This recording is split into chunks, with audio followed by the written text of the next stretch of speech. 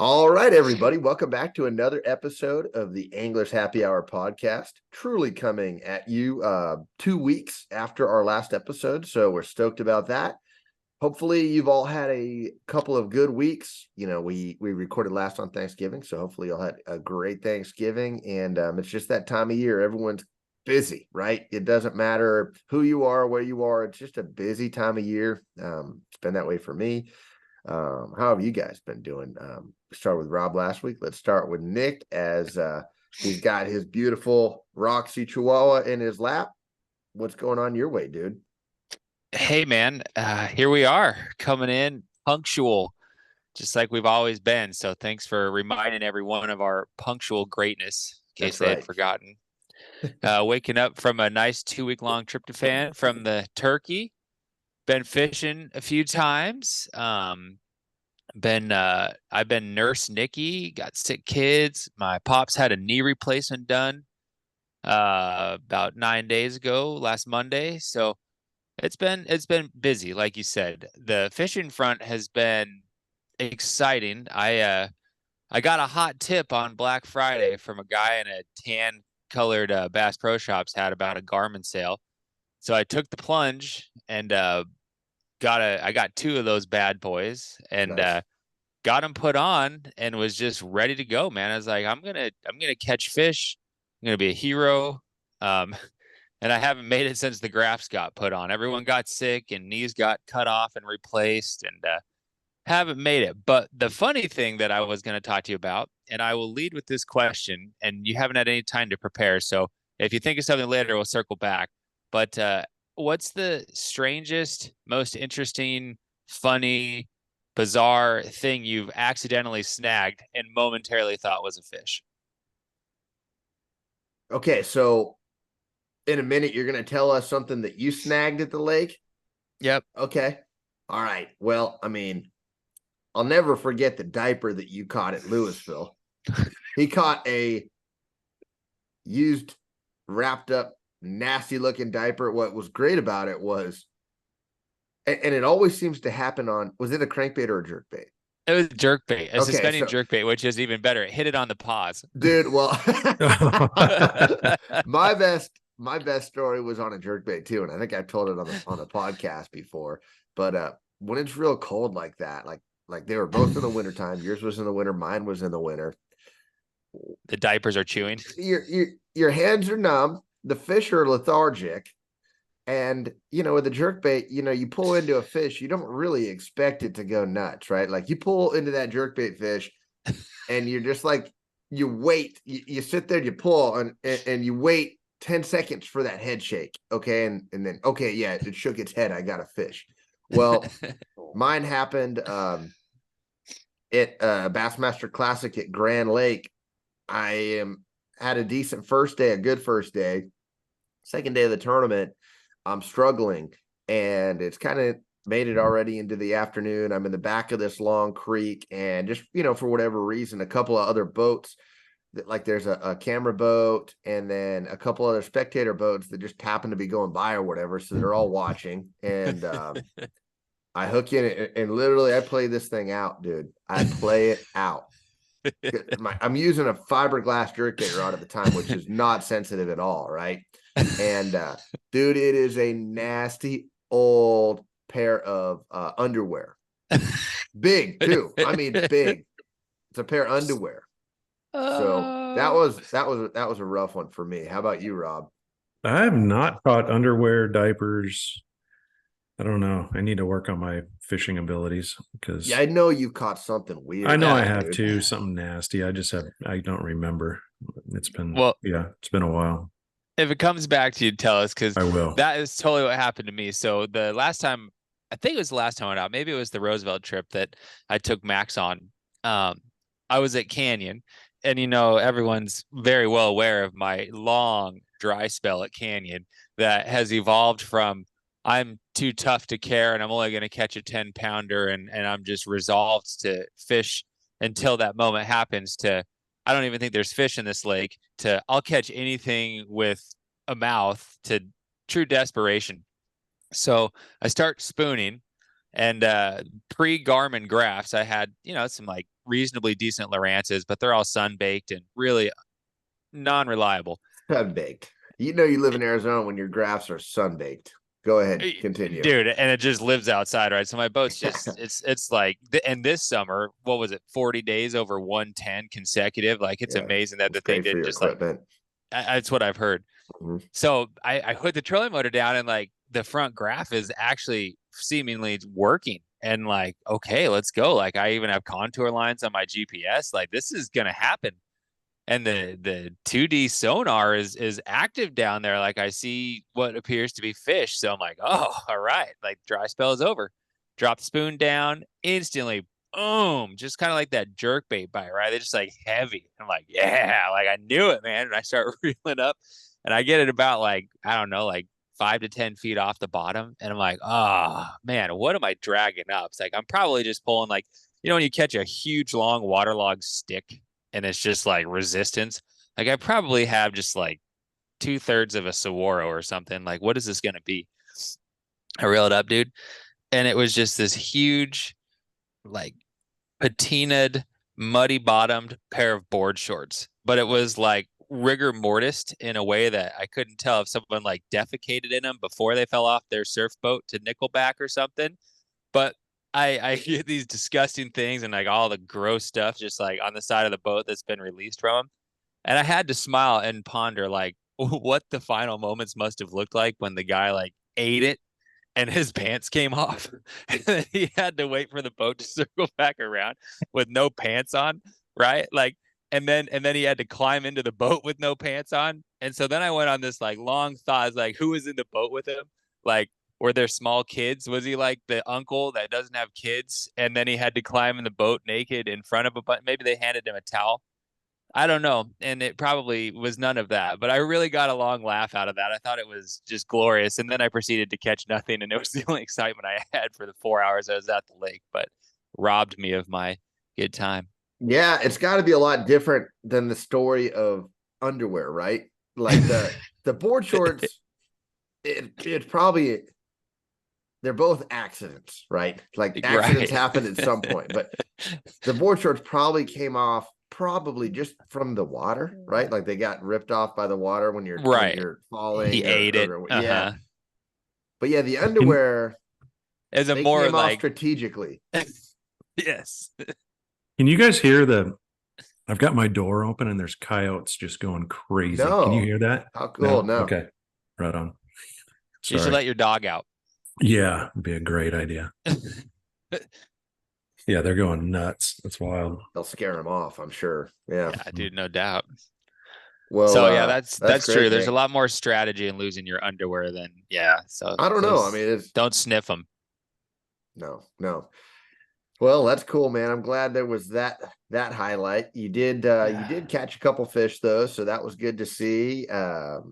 Yeah, I saw you got your son up to Roosevelt Lake and got some burritos on the way home too. So that's a win. Fun. It was a W for sure. And I'll swing it over to Rob after this nugget of wisdom. But I really do think I'm just cut from a finer cloth and designed to fish in the winter. And I'll tell you why. It's not because I ever catch anything. And it's certainly not because I'm like out there refining talents on new techniques and approaches. What my greatness in winter is, as I'm finally able to get up before the sunrise and make it to the lake. Dude, I can wake up at like 5 o'clock and still get there before sunrise and look like a hero at first light. I hear that. I think I only fish in the winter from now on so that I look legit and I still get a full night's sleep. This time of year is pretty choice when it comes to. So good, dude. It's so much better than getting up at 3. Yeah. I'm over it's that. Like, I'm too old. It's like Boyd's antelope hunt. We had to be on the hill by like 5 o'clock in the morning. And this time of year, the late hunts, I mean, you're just getting up there at like 7. It's awesome. You're on your 4th cup of coffee. You already had bacon and eggs. Yeah. I will say this though, when it's time to actually like hop out of the truck, you get to the lake and the anticipation's high, even though it's 5 a.m. in the summertime, but it's 80 degrees out and those fish, you're literally got a topwater fish just calling your name or something like that. It's like, you can't wait to get out of the truck. But I'll say when it's 7 o'clock and it's 38 degrees and the sun's barely coming up and there's a breeze, you have to put on layers of clothes. It's like, that was nice waking up later, but I'm not quite as stoked to hop out of the truck and go get after it. That's valid. It's I true. speak for myself there. Maybe you guys are different. And then you're in my situation guiding, and most of these folks come to Arizona thinking it's going to be sunny and 80. Wearing board shorts and a tank top. Exactly. Yeah. Turn the heat on for us, Rob. Yeah. So that's cool. Rob, what's good your way, dude? Got a dude, lot I'm going lame on again. wise. Just working on that garage. I got to get it done so I can get back on the water. Going fishing on Friday. Going to pre-fish for a tournament, which is absolutely nuts. And then Josh and I are fishing on Saturday. So looking forward to that. Heck yeah, man. Gonna pull out Rob's tournament vibes here and try to go catch a couple fish. It'll be a nice opportunity for me. I got the new boat, so it'll be a nice chance to put a tournament day on it and make sure everything is up to par and be fun to fish a tournament with Rob. So we're doing it at Lake Pleasant, which is probably the lake that we fish the least around Phoenix. I've always loved Lake Pleasant. I do have a lot of experience there, as does Rob, but we just don't get over there quite as much. So see how it goes. Yeah, I've been working on my netting skills. I want to sharpen those up exercises. a little bit. Hopefully you need them a little bit, dude. I've been working on mine too. Good. Yeah, I've actually been netting a lot of fish on a few of the recent. The guide trips have been very up and down lately, but we've had a couple pretty good days where we've caught 25, 30, 35 fish on spoon. So not wide open, but decent. So mine are sharp, dude. My net skills are sharp, and they're gonna need to be. That's awesome. Rob, you better wear an old bowling jersey. Sorry to interrupt you, but I want for full sure regalia. Oh yeah, we're going. Okay. Yeah, straight. Good. 1999. Yes. Mm-hmm. That would be, if you had to say, okay, my tournament fishing was at its very best in a year. What year is that, dude? Were you on top of your game the most? What's your Uncle Rico year? Uncle Rico. Probably late 90s. Probably my best season ever was 2002. Okay. Like that. So nice. Yeah. So you want me to rock that jersey? Is that what you're saying? Yeah. And just freaking roll I up want like those vibes for sure. Roll dude. up like 21 years haven't passed at all. Just be like, what up? Were you still wearing white New Balances with calf high white tube socks, or what was? Yeah, I never rocked that deal. No, I never did that one with the jorts. Yeah. Oh, we need those to come back, dude. The fanny pack came back. It's just now we just need jorts. Yeah, like the baby blue ones, right? You got to break them in, bro. Yeah, they're well worn. Yeah, that'll be killer. Yeah, I can't. Yeah, that look was there. I don't know if I rocked it too much, but you would have been handsome. No matter what it is, dude, you look back 20 years, you're embarrassed how you dressed. It just does not matter if you're dressing like a normal adult or if you're like a crazy teenager, whatever. You're always embarrassed on. Funny how that is, huh? It is. That's well said. Yeah, you're right. Well, be careful. I always cringe on the wintertime Lake Pleasant fishing trips because that was when I exploded my foot. I remember that one well. And so I already am nervous every time I go to Lake Pleasant. I have major PTSD at that lake. Like 3 people a weekend die there in the summertime. I blew up my foot. Like I get that. And usually it's windy. Every part of Lake Pleasant to me just feels like I'm going to the emergency room. It's like, so be careful that won't happen to you. You have a better chance of zeroing than you do catching a bass this time of year. Heroing. So, yeah. You're not kidding. Yeah. I don't blame you, Nick. I think about it every time I see that north ramp, and I don't know if we've ever told the story on the podcast. I know we super far into it. We have. I know we have, but like, just go to. I'm sure we have a whole bunch of new listeners from our amazing SEO work of Josh uploading podcast episodes to YouTube. Who would have thought that gets you 7 more views? Damn, bro! I see why you're the lead host. I guess apparently there's a lot of people on YouTube, man. I didn't want to believe never realized that. Yep. Me neither, man. It's weird. But so Lake Pleasant fluctuates up and down a lot, and I'm always going to cling to that as the reason. But truthfully, I never used the North Ramp, so I didn't know what I was doing. And our good buddy Mitch and I were fishing a tournament, and I had just finished backing him down and was parking the truck. And, I get back to the boat. We got to listen to the Star Spangled Banner and, shiver together and just feel those pre-tournament vibes, those pre-blast off vibes. And I didn't have time to take the long way around and walk down the sidewalk of the ramp, which was actually a gradual decline in the loss of 40 or 50 feet of elevation from the parking lot. I bushwhacked it through the desert and got to where I thought I was close enough that I could just kind of hop over the ledge and be right on top of the ramp. And that's exactly what happened, but it just wasn't right on top of the ramp. There was about a 7-second delay before I got to the ramp. And how many vertical feet, dude? I wondered, dude. I still want to think it was 200 to 300, but it was probably more like 7 or 8. But it was enough that upon landing on an inclined surface made of cement, my right heel was like a little squished grape.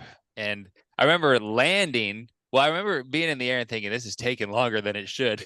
And then landing and being like, oh, okay. Young still. This is before men's rec league, so I was in shape. And I landed and I was like, twisted my ankle. That's to be expected. That was stupid. Shouldn't have done it. Stood up, took a step. Then I was like, oh, twisted my left ankle too. Like, this isn't good. And then out of pure adrenaline, took like 25 steps down the ramp. Dude, made it to the dock, got to the end of the dock and just collapsed. Just laying in a heap, whimpering. And then you were laying on the dock. I remember. So I was at this tournament, but I didn't really laughing at me. I was yeah, we'll get into that, but I didn't see this. Yeah. And so he gets there. Nick? I see. You know what, man? I was quick with the net, fortunately. I was bleeding heavily through my ankles, but no. You didn't continue, did you? There's no way. Of course I did. I'm a bad mother. No, I didn't, dude. I flopped off the dock into the deck of Mitch's boat and rolled around moaning and crying and saying, I've rolled my ankles. Dude, ankle, rolled them. Oh, and then agony set in. A few minutes later, most of the adrenaline drained out of me, and then I was like, I have royally effed my feet up. Just thinking, what the heck, dude? Like, what did you do? Oh, I've done so many stupid things in my life that if I don't live a long life, it will still be, well lived. But yeah, that one was brutal, man. And then, yeah, we didn't get to fish the tournament. Yeah. So it's all good. You can't have surgery. Mitch was like, are you sure, bro? You sure you're hurt? Like, he didn't want to. Yeah, he didn't want to call it. He had him biting in Castle Creek, and he's like, maybe if you eat a protein bar and you just shut the here's some F Advil. up, right? Stop. And I was like, if you don't turn this boat around and put it on the trailer and deliver me to the emergency room, I will find something with a treble hook and stab you with it where you're tender. And so we kind of battled for a moment. No, he's a true I'm wondering friend. how you got out of the boat. Like, how do you get out of the boat at that moment? I maybe rode in the boat, right? Maybe I was like a doll in the HOV lane that's like staged. I think I was just like laying in the back of his boat as we drove into North Phoenix. I must have. You're the stuffed animal on the back of the landscape trailer. Well, I was wearing my fluorescent red colored 100-mile-per-hour bibs and jacket, so I kind of did look like a carnival toy. Dude, that's brutal. So yeah, what was the final diagnosis before we move on? Stupidity, mostly. No, I mean just to tell listeners how bad this actually ended up being. What was? Yeah. I broke my heel, and I've come to learn that the heel's my morning alarm's going off.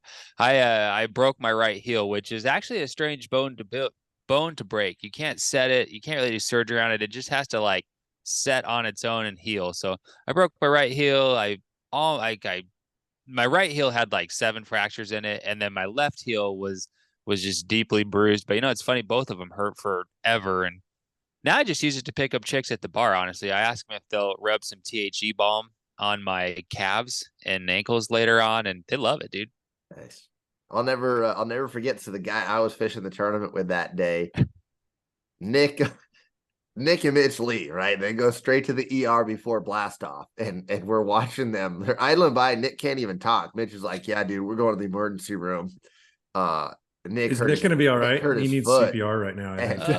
Nick, no, I mean, dude, he was in a lot of pain. He couldn't even talk. I mean, he's like to the point where he's like, I don't know, got in the corner of his freaking hoodie in his mouth, chewing on it like it's a strap of leather, so he wouldn't bite his tongue off. So he doesn't even say anything, and then the guy that I'm fishing the tournament with, after they idle away, he goes, I don't know how Nick was raised, but I'd be out there fishing the tournament today. Stop.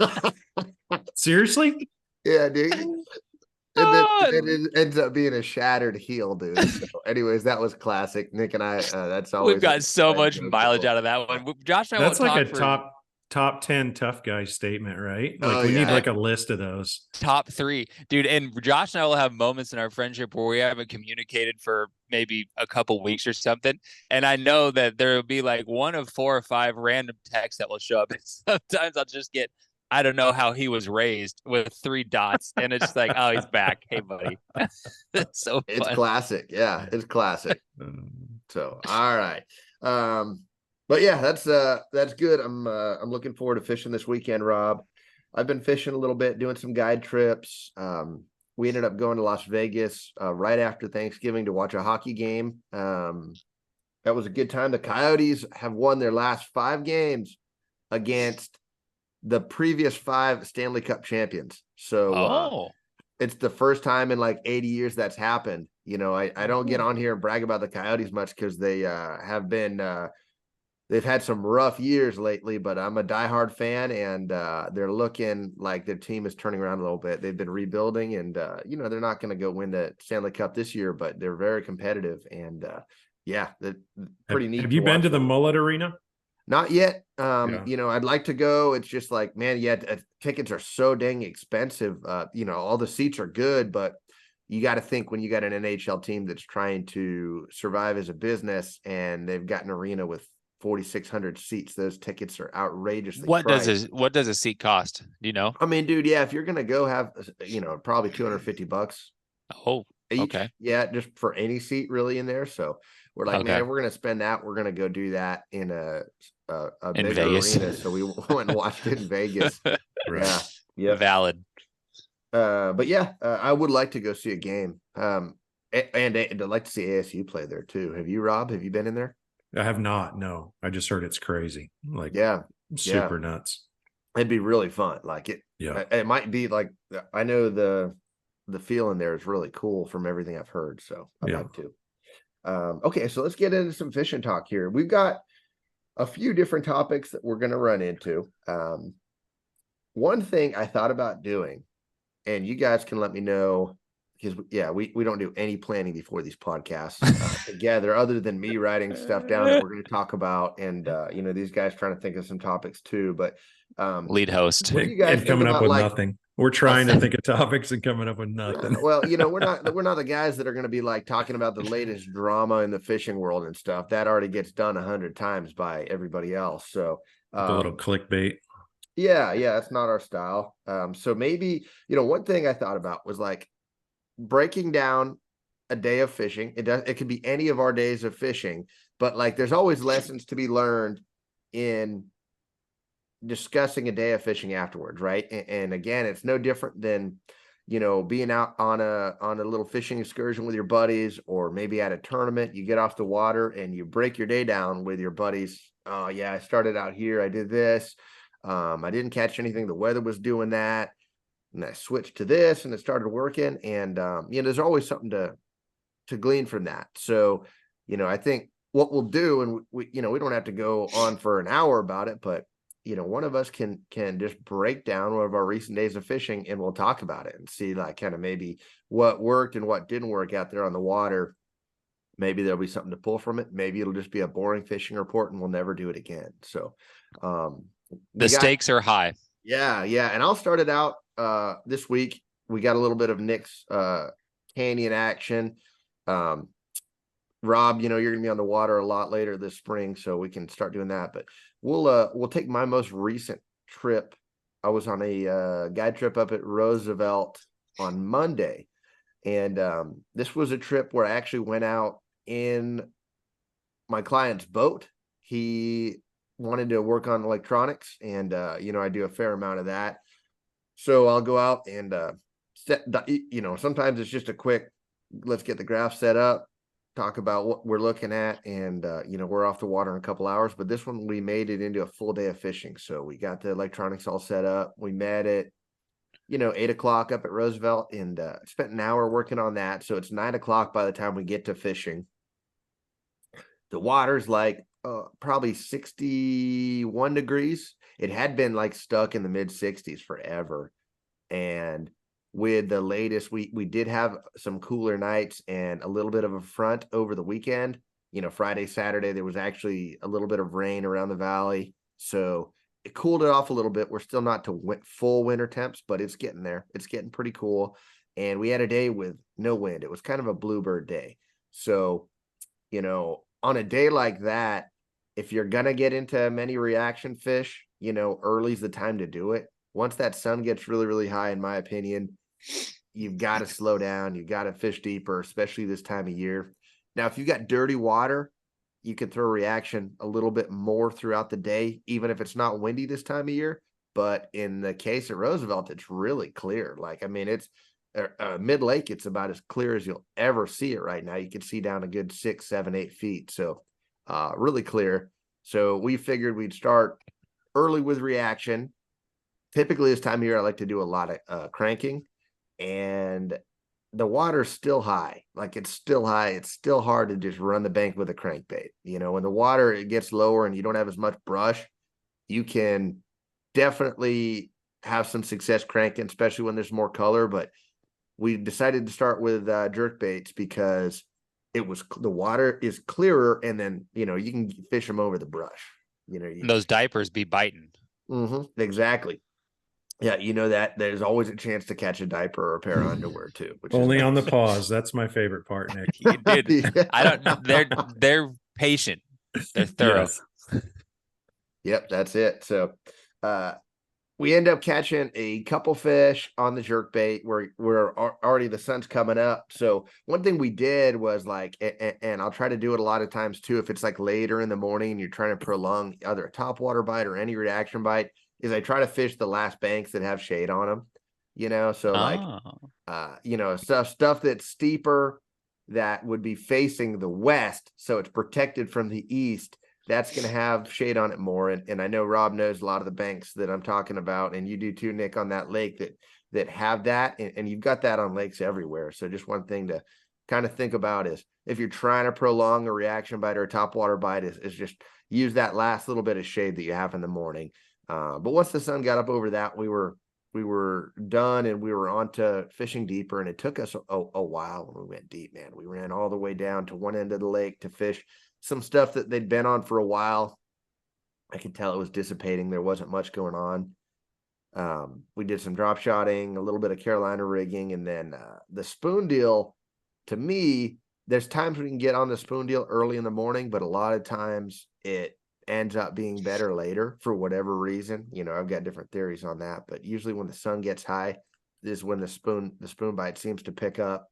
And we got on one really good school of spoonfish, in about 40 feet of water, and we caught a bunch, 15 or 20 good ones out of that school. Not giants, but 2 to 3 What kind of time pounders. frame? In probably 30 minutes. Yeah. So, it was good. What we were actually idling, and typically, I love to find a school of fish that aren't necessarily like chasing shad.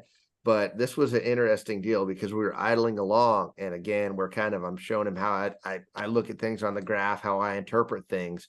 And you could see this ball of shad that was near the bottom, and it looks like a shark had taken a bite out of the ball of shad, right? There's a huge indent in the ball of shad, and there's about 7 dots and they're fish in that indent. And I'm like, dude, look see the shape of this ball of shad? They're getting torched right now. So we shut the motor off, drop, and that's where we caught them, dude. We freaking smoked them for a good 30 minutes. And what was neat is every single one of the fish you were reeling up were just throwing up shad. I mean, it was you were in the feeding frenzy while it was happening. So that was pretty fun. And then we went and looked all over the lake for another school like that. Never really found it. And then we ended up catching a few more, maybe like another 5, 6, 7 fish elsewhere on the spoon. Just catching fish, just never got on another huge mother load. And we waited till the end of the day we fish those fish in the school until they stop biting, which of course you're going to do. But when they stop biting, the best thing you do is leave and let it set back up. And we did that. We came back at the end of the day, caught a few more and called it a day. But go back to, you made a mention of you don't like to fish them on shad.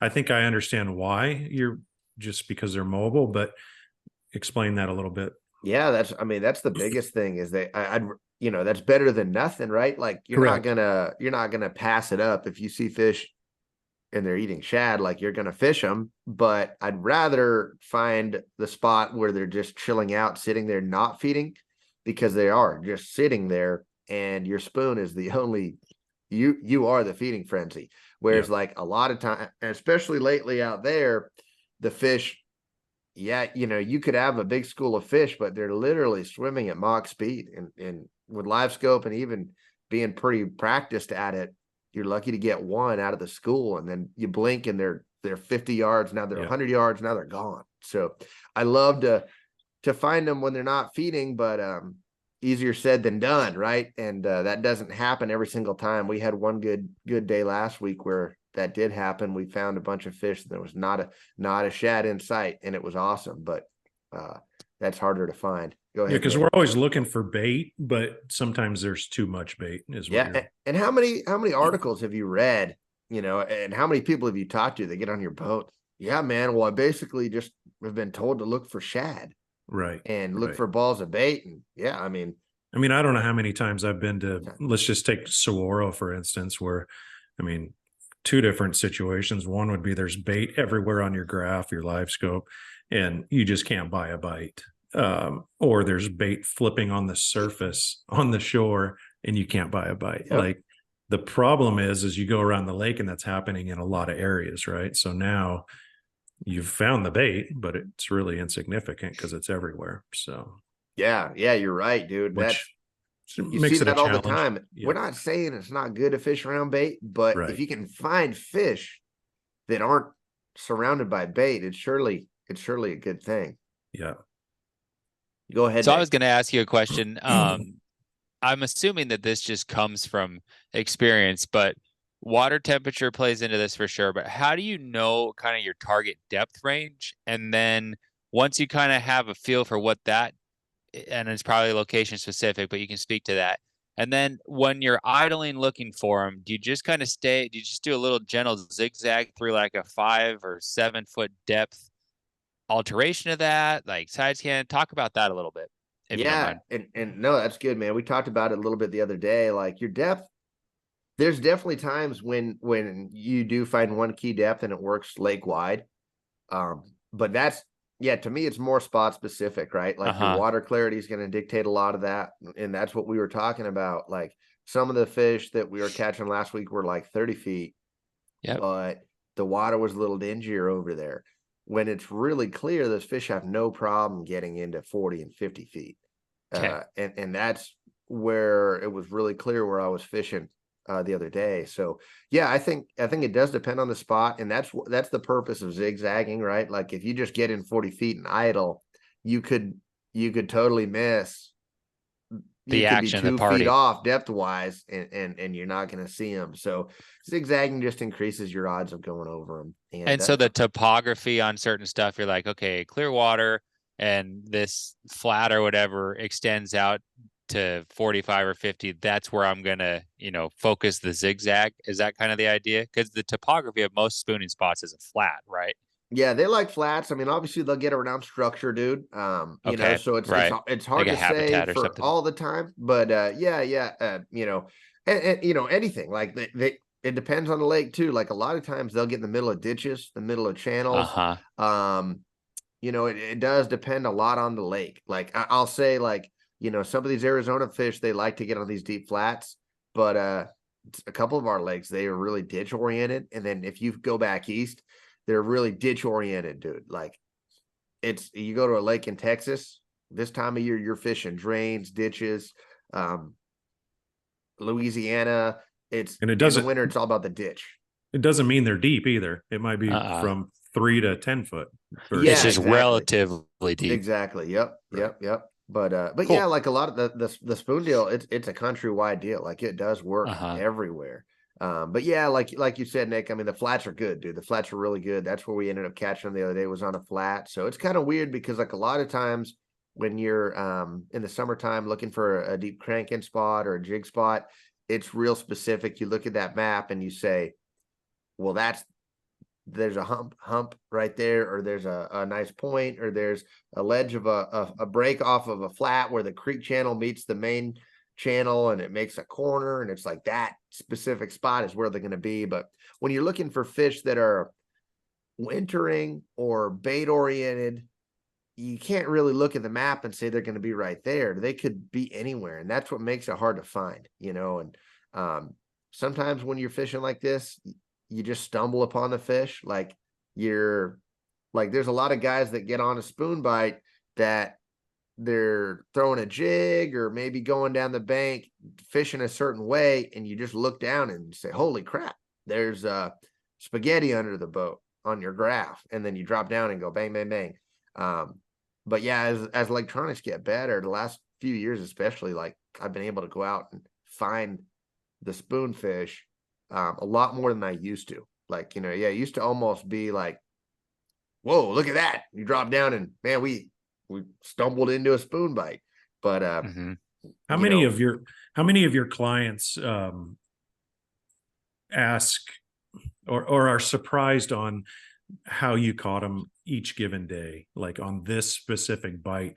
I would imagine a lot of them are expecting you to pull up to a spot and catch a few here and a few there. Instead, you're out there like fishing for 8 hours and you spend 30 minutes catching a bunch of them. Yeah, it's weird, dude. So they got to be like, a lot of those folks have to be really surprised. And do any of them vocalize that to you? I mean, yeah. I'm just curious. Oh, yeah, dude. I'm trying to put it into perspective for people that are trying to go do it on their own, because it's not, I mean, you have the utmost confidence that you're going to catch them throughout the day, but like you're kind of playing with fire a little bit. Oh yeah. And there's been days where you're like 4 hours in and you haven't run across that school yet. And as a guides, we look really silly, don't we? Yeah, I know deep down that it's going to happen, but the client doesn't, because he's never done that before. So like there'll be times where it's like, all right, I need to pull into tell a joke and have this guy catch a couple fish. Like we're gonna kick a field goal here, and we're gonna pull out the drop shot and catch a couple pounder and a halfers, just to break the day up, and then we're gonna go back to trying to hit this home run again, And yeah, I mean, there's been days where you don't find it and it stinks, but usually it does, and all it takes is if you hit it and find it once, like people are blown away by it. But it's guys in the back of your boat like, hey Josh, that point over there looks pretty good. Yeah, exactly. Yeah. And then you just turn and say, I told you so. I told you so. You didn't believe, but I told you so. Exactly. Yeah, that's when you really, like that's what I'd tell them. Like in Minnesota, we throw a single and we catch the crap out of them. It's tough, dude. It's tough, and it's not for everybody, man. Like it's a weird bite. Doesn't go all year long, but a couple of grown men in a boat spooning isn't for everyone. That's true. That's correct. Good point, Nick. Yeah, it's one of the only ways though that you can have an epic day this time of year. Yeah, I agree. You go grind up shallow, and hey, if I was every day is different. I still do fish shallow this time of year sometimes, but if you really want to have a chance at whacking them, that's probably the best way to do it. But the shallow wintertime takes such a precise skill set that's not probably there on every guide client. Yeah. Do you agree? Yeah. Well, yeah, you don't have near as much wiggle room as far as like in the spring when fishing's awesome and there's fish everywhere. Yeah. You don't have to make as, there's just more fish, more opportunities. So like your casting doesn't have to be as precise, because you didn't hit the fish in the tree, but there's actually a fish that's sitting 5 feet off the tree that's waiting for your bait there too. Yeah. You get a lot more opportunities, right? Yeah, for sure. Anyways, okay, so next week it'll be on someone else. Maybe we'll talk about our tournament. Maybe Nick will get out there and catch a bunch of fish with his new graphs. So we'll see. But so have you guys been seeing the cages that everyone's finding out at Bartlett Lake on the internet? That's some crazy talk there. That's wild. What? Okay, so I try to give people the benefit of the doubt, and for context, there's a Facebook group, and we referenced it a lot. It's our buddy Ty Al runs it. It's called AZ Anglers, and it's an Arizona-based Facebook group. But they're finding at what 2 or 3 in the last 2 weeks, guys have posted pictures of cages or dog kennel looking things in the lake, and so the lake has dropped really low. So these were obviously underwater, and now they are exposed. And I try to give people the benefit of the doubt when possible. Can you guys think of an explanation of why these cages would be there that don't relate to tournament cheating, or is it tournament cheating? There's zero reason for there to be a crate there, don't you think? It depends on the location. Like, I mean, yeah, some people were saying like, well, maybe some people were camping and they had their dog in there. I don't know, dude. That's Ancient the dumbest. aliens Right. placed it there, and one of them was a pack and play crib for a baby, it looked like. And so, when I take my kids fishing and I'm just done with them asking the same boring, dumb questions, a lot of times what I like to do is I take a pack and play and I'll put them in it and then push it off the back of the boat. And then I'll put a waypoint on my GPS and then circle back later and come grab them before it's time to go. So yeah, there you go. That's I think we need to bring a dog kennel to the tournament this weekend, Josh, and put one of those big stuffed largemouth bass pillows. It'd be and amazing. Put it on the end of the dock in the morning. It would be classic. It'd be amazing, dude. Oh, it'd be the funniest thing ever. Like five giant stuffed pillows in it, just hanging out of it on the end of the dock.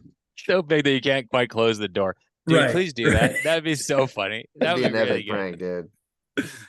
Everyone would love it. Yeah. And then to top it off, you need to put property of, and then write, the guilty's name. Well, dude, we can't. We don't. I mean, no one knows. Nobody knows what it I'm is, not right. accusing anybody. That's what I'm saying. Property of ... There's years and years of supposed history of cheating, and I mean, it's insane. Same story, different day, right? I mean, even in my long, illustrious 12 years of this, I feel like every 2 or 3 years this comes up. So, I mean, I just remember guys that would just show up from middle of nowhere, Arizona, in a clapped out boat, freaking like roping guys. Oh yeah, winning every tournament every weekend. It's like these guys are freaking studs. Like, yeah, right. So, dude. The town of Strawberry pumps out those fishermen, bro. They get a lot of practice up there, dude. Yeah. I like Aho. Yeah. I don't know. It's kind of nuts, but until someone has proof, I mean, there's really nothing you can do. I mean, you think of the Mike Long situation and how that got resolved. But you read all the stuff in the years and years of him just bullying people and denying. I mean, it's insane that he got away with it that long. Yeah. And who knows how old these cages are. These cages could have been, I don't know. I mean, I guess I need to look at exactly what the water level is, but they could be old, like, right? They could be from a long time ago. Wasn't there some found at Roosevelt recently too? Probably. This spring. Ancient aliens. Yeah. Yeah. So, I mean, there's just no explanation for it. It's interesting. Yeah. I was wondering that if you guys like, it's. I mean, one thing at Bartlett, tournament cheaters, but one reason to have them at Bartlett would be maybe some of the catfish anglers put their fish in dude. When they're camping, like they'll catch them and just keep them fresh in there before they freaking load up their tent and go home. Well, and bluegill, keeping bluegill alive that you're using for bait. True.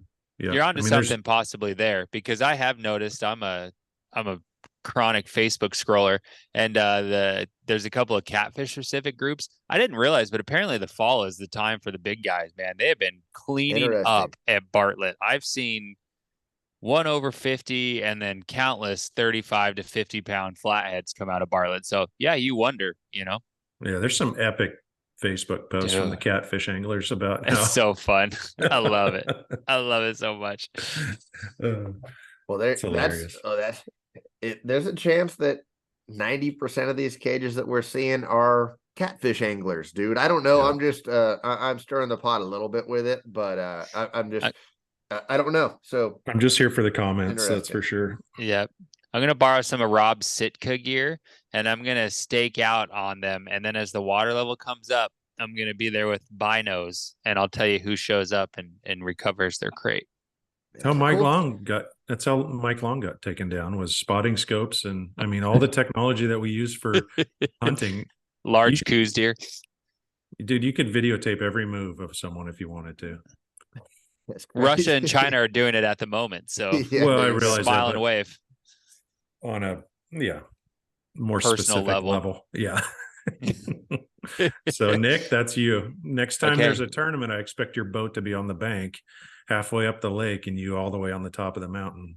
Absolutely, man. I'll be because I won't be fishing in the tournament. My ego is far too fragile to blank and have to explain that to all my fans at the weigh-in why I only caught a pair of size 40 waistband Quicksilver board shorts.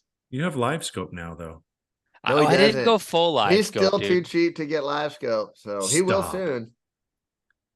What do you mean you don't have live scope? It means that I don't have it. I still am a Did purist. I see a post where you're did I see a text where you're trying to buy the 32? You're like, this one's on sale. Oh, maybe. Was that you? I don't think so. No, I posted on Facebook asking if I could pay someone to go to Black Friday for me. Gotcha. And I actually had a couple give you $2,000 to go get me 2 graphs. Well, I would at least round up to like 2,100. There's a Chick-fil-A next door, so I'd at least buy you like a peach milkshake. Oh, it's candy cane season actually, so you could get a chicken sandwich and a candy cane milkshake on me. Weren't you able to do that online though? Well, it was tense, bro. The Cabela's and Bass Pro Shop site kept going down, and I was sweaty. I was visibly. If you would have taken my vitals, I was in an elevated state of duress about not being able to get deeper into credit card debt to buy 2 fish finders that will still not help me catch any fish on a boat that I use 9 times a year. It was high stakes. It doesn't matter. It's about looking good. Hey, it's all it is, dude. And I continually get letters from the HOA about the 2 different boats that I circulate around my driveway, the front of my house, and behind my gates. And so now, at least when I get that grainy, low-res photo on a piece of paper in the mail, I'm like, bitch, I got Garmin's, bro. Garmin's. Okay. Recognize. Oh, dude. Yeah, it does make you look more legit. That's for sure, dude. Dude, I got the poles that are leaking oil everywhere. I've got like twisty tied buckle straps holding them up so they don't go down through the intersection. But now that I've got Garmin's and ancient poles, power poles, woo, telling you, I'm gas station talk. Were they leaking inside the boat? Preferably. No, on my pavers. So that's cool. It's like patina on the pavers. Nice. Looks like someone got really drunk and puked and then you never cleaned it. That'll come out. Yeah. Right. Well, yeah. So I don't know. One thing is, on any of this stuff, what the cool thing, we're still on all the audio platforms. So looking back last week, we still had most of our listeners coming from the usual iTunes and Spotify and stuff like that. But if you are watching on YouTube, the cool thing is you can leave comments. So like, even if you are listening and you want to come on and join the conversation, talk a little smack, throw your 2 cents in, correct us on something, go to YouTube and hit the comments there. That's one thing about, the podcast stuff on iTunes. Like, you could leave a review, which we do appreciate that, and we had a bunch, and now it's been like a year since we've had a review. So I know there's still some of you guys listening. I know you're all downloading. So leave us a review if you haven't. You could use that for comments, but if you do have topic recommendation, or you want to throw your 2 cents on this, you want to say, hey, that was my catfish cage, I left it there on purpose and now it's on AZ Anglers. Leave it alone. Drop it in the comments on YouTube, and we'll definitely check it out. We appreciate everyone that commented last week. I think all 4 of you. So I gotta give you a round of applause there. That was one of the most perfect Josh Bertrand transitions from something that was completely unrelated. I was bragging to the HOA about gear that I had on my boat, and look at you, dude. You can take chicken salad and just make magical things. So nice job, dude. I appreciate what you just did there. Look at you keeping us on tack. You're working down that yellow legal pad like a boss right now, and I love that about you. Yeah, it's hard when you're half asleep still at 6 a.m. But we got probably about 10 or 15 more minutes here and one or two more topics. On Bartlett Lake, they're going to take that and this isn't like the most relatable for everyone around the country, but it's interesting. What they're doing is they're taking the dam and they're raising it 90 feet. This project's going to take 10 or 15 years. So you've got kind of a narrow lake, and it's not a real big lake. It's about 3,000 to 4,000 acres.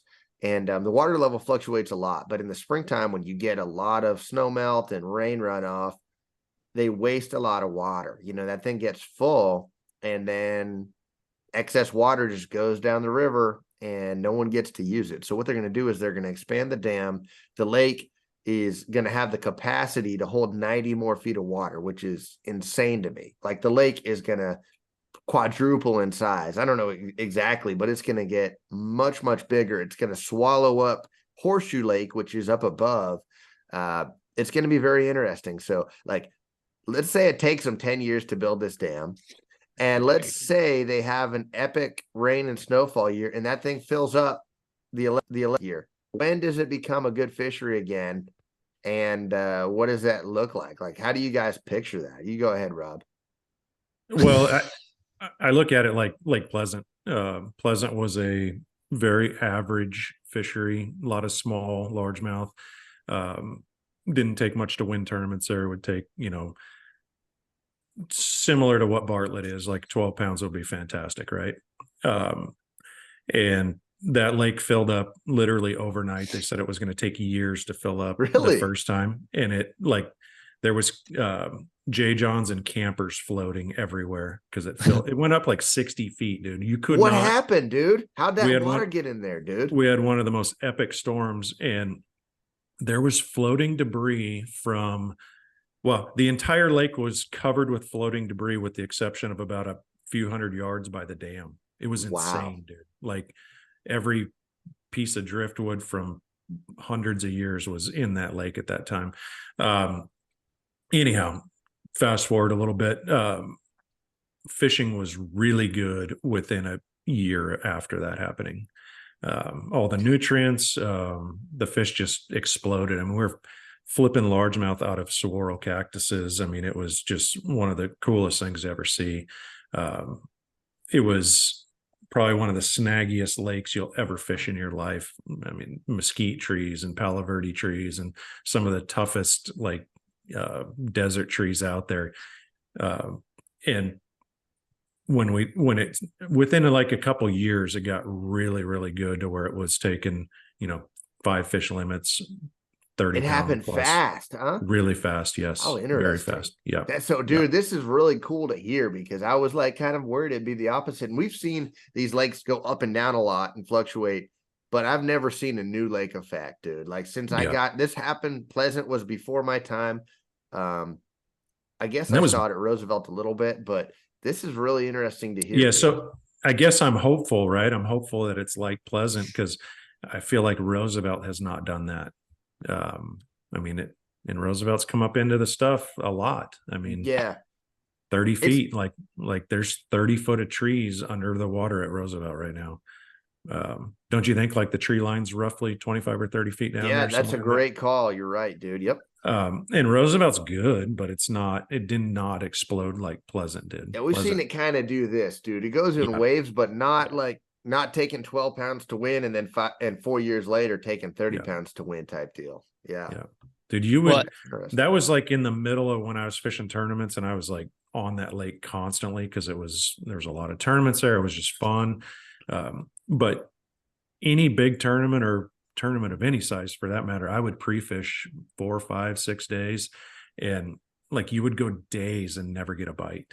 And then you would land on a spot the size of your bass boat that was absolutely loaded. Like, really? Oh my God. Set the hook with a Carolina rig and just you'd pull back and your rod would be straight. They're pulling so hard.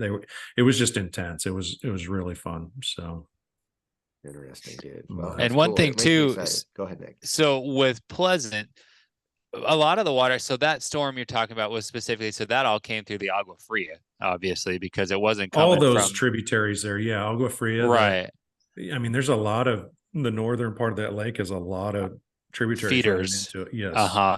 Because now all that water for the most part is coming from the cap canals, right? The Colorado other River.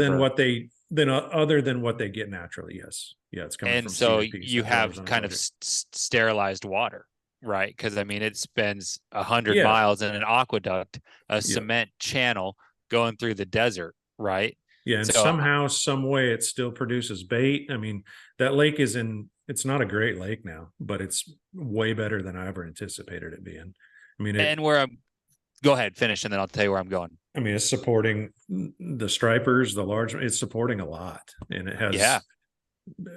it produces bigger bait than probably any lake in the state. That's true. Yeah. It's mind-boggling to me. So where I'm thinking here is it speaks to the fertility of those feeders. So then you look at a big ass Bartlett, and it's not getting fed most of its water from a sterilized canal 150 Right. feet, right? It's coming from the Verde River, which is one of the most nutrient dense drainages we have, like the Salt River, right? I mean, that's like OG stuff. So that's exciting to think that, the future could be really bright there. Horseshoe has tons of stories of greatness over the years, right? The biggest flatheads live in Bartlett, which tells you there's a food chain there that can support the top aquatic predator. Could be good. It'll be real fun to see just as this thing unfolds, like to see where, okay, they started a construction of a new road. They're building a new parking lot, a new boat ramp, and where that's going to be. And then just to picture and visualize, okay, this is where the lake's going to be at in the future. Like, I don't know. And maybe that stuff comes way later down the road, but you got to think, okay, we got 10 years. We need to start grinding this construction and doing this right now. It'll just be interesting to see, like at Lake Pleasant, when they were gonna build the new dam, were they building the new ramps and marinas right away, Rob? Yeah, all that stuff I believe was being constructed at the same time. And when it came up, I'm pretty sure all that stuff was there. So it's just weird. That lake is just like, to remember it back in the day. I mean, it really fished a lot like Bartlett. So interesting. Wow, that's cool. Well, that's exciting. All right. So fingers crossed. Hopefully it explodes. Yeah, that's neat. Let's go into our trivia before we wrap this thing up. Last week's champion was Nick. So Rob's done some homework, and this week it's Nick against Josh. Okay. It's kind of like the Coyotes against the Vikings. I've got like 3 questions. The first one's the one that's going to matter. We may have went over this. Hopefully we haven't. Name one of the 2 largest reservoirs in the United States. This is the one that counts. Why are you laughing? Yeah, because we've done this. This like is actually times, the first. Okay, then let me do another one then. So creative, dude. No, let me do another one. But the reason I didn't do this one is because it's such a trick deal. Okay, let's go. Let's try it. Name the deepest dam in the world. Okay, that's a good one, we're dude. getting somewhere. That's a great one. It's a trick question is the problem. That's why I didn't want to use this one. Ooh. Okay, well, now you got me wondering, deepest dam. There must be something cooking here with your semantics. Here's our backup plan, because we have to have a winner. Okay, so neither of us are probably going to get this right.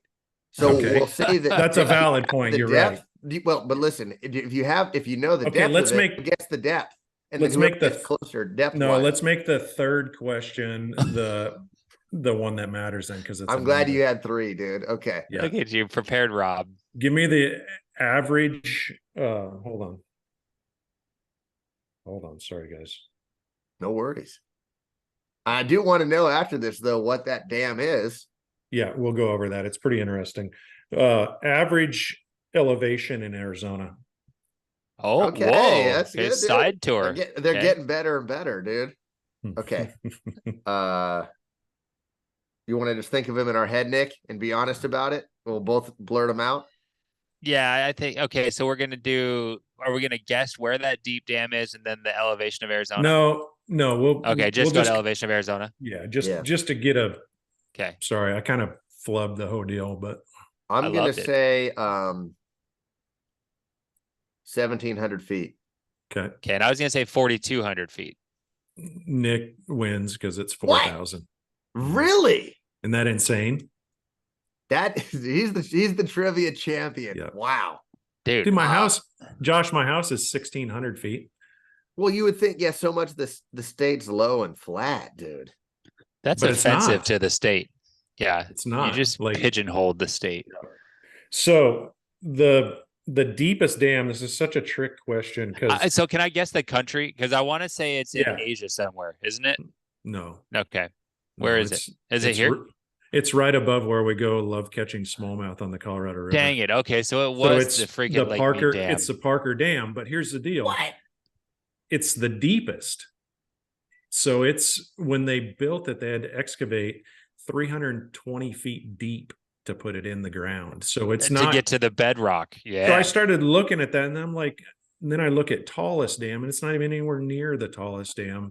It's just the deepest dam. So it's a total interesting. trick question. Well, that's cool. That's a cool little trivia, dude. I like it. That's So good. I found this deal. I don't know where I found it, but it's got like, I don't know, 50 some little tidbits about Arizona, which is super interesting to me. That's cool. I mean, just some crazy stuff. So yeah, what's the name of it, dude? Do you have it in front of you just so I can go check it out later? Because I just screenshot chamberofcommerce.az.gov. Yeah. There you go. Yeah, stuff like the state of Massachusetts could fit inside Maricopa County. I mean, just stupid stuff. Yeah, hey, that's cool. Yeah, kind of interesting. So, what are the two biggest reservoirs then, Josh? Yeah, we've been over it, and well, we did biggest lakes, right? It was Lake Superior, right? So we're talking about natural lakes. So reservoirs would have to be. I mean, I would think you already got a Fort Peck. Nah, it's Mead, bro. Yeah, Mead and Powell. Mead and Powell. Like I gave you a total clue because it's tidbits on Arizona. So there you go. So you went to Texas. No, but it's pretty interesting. Like Shasta's number 8. You'd never think like Shasta's that big of a reservoir. Yeah. Well, we're giving everyone some deja vu, but I'm telling you that Cadillac Desert book is longer than it needs to be, but it is mind blowing when you get into the politics and the history of how like all these reservoirs that we love dearly to bass fish on, how they came to be. Because, you know, probably if you looked at a statistic showing us community of, you know, bass fishermen, most of us are fishing reservoirs, right? Like true, like, you know, a dam reservoir versus some type of natural. Down south and out west for sure. For sure. Yeah. Once you get north, that's actually where you still have, you know, an inlet and an outlet. But it's because 10,000 natural lakes in Minnesota. But no one cares about that. You know, no one's fishing those. The government, right? That's how we crawled our way out of the Great Depression. You know, some of it started before that, but you know, the Corps of Engineers and the Bureau of Reclamation, I mean, it's a crazy story. But yes, the Lake Mead Dam was built long before the Depression.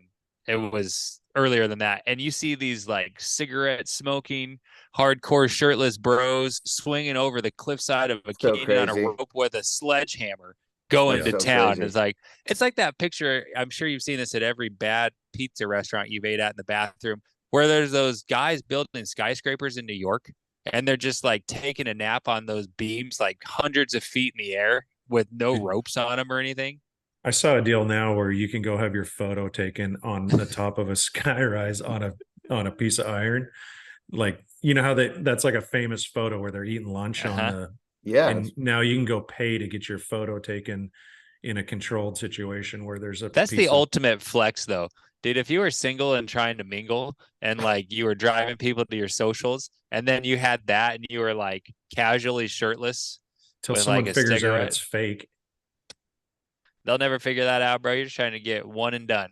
You're right. You got Garmin's on your boat in the driveway. So that's right. I can almost see it together. So sick.